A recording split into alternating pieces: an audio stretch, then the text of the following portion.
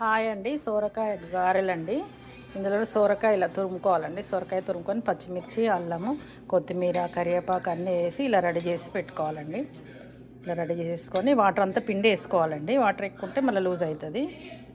బియ్య పిండి వేసుకొని చూసుకుంటూ వేసుకొని కలుపుకోవాలండి.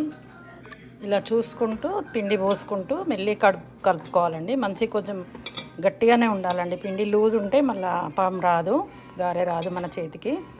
ఇట్లా చూసుకుంటూ కలుపుకోవాలండి. ఇంకా ఇలా ముద్ద వచ్చే వరకు కలుపుకోవాలి. ఇలాగా ఇట్లా ఇంకొంచెం పిండి పడుతుందండి.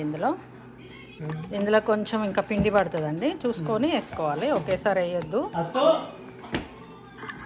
పిండి ఇలా ముద్ద అయ్యే వరకు కలుపుకోవాలండి. ఇలా ఉండాలి. మంచిగా మనకు గారె మంచిగా వస్తుంది. చెక్కలు అంటారండి తెలంగాణలో, గారెలు అంటారు, ఆంధ్రాలో చెక్కలు అంటారండి. ఇది ఒత్తుకొని ఇలా ఆయిల్లో వేసుకోవాలి. ఒక ముద్ద తీసుకొని ఇట్లాంటి పేపర్ మీద పెట్టుకోవాలండి. ఆయిల్ రాసుకొని పెట్టుకొని ఇలాంటి చెక్కతో కానీ లేదా ఏదైనా గిన్నెతో కానీ ఒత్తుకోవాలండి. ఇట్లా ఒత్తుకుంటే చక్కగా వస్తాయి. మామూలుగా అయితే ఇరిగిపోతాయండి, చేతితో నొక్కితే మామూలుగా అయితే ఇరిగిపోతాయి. ఇట్లా చేసుకొని ఆయిల్లో వేసుకోవాలి. ఇలా ఆయిల్లో వేసుకోవాలండి. ఇలా వేసుకొని మెల్లిగా మళ్ళీ వేసుకోవడమేనండి. ఇలా మనం మందం కావాలంటే మందం కొట్టుకోవచ్చు, పలసగంటే పలస కూడా వచ్చేస్తాయండి. ఇలా ముద్ద చేసి ఇలాంటి దేంతోనైనా ఇలా నొక్కాలండి. నొక్కితే మంచిగా వస్తుంది. చేతితో నొక్కితే ఇరిగిపోతాయండి. ఇలా వస్తాయి.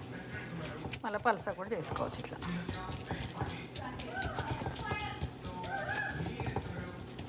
అంతేనండి సొరకాయ బూరెలు. ఇలా కాలాక తీసుకొని ఒక టిష్యూ పేపర్ మీద వేసుకోవడం అండి. ఒక ప్లేట్లో టిష్యూ పేపర్ వేసేసుకొని ఆయిల్ దానికి పీల్చుకుంటుంది.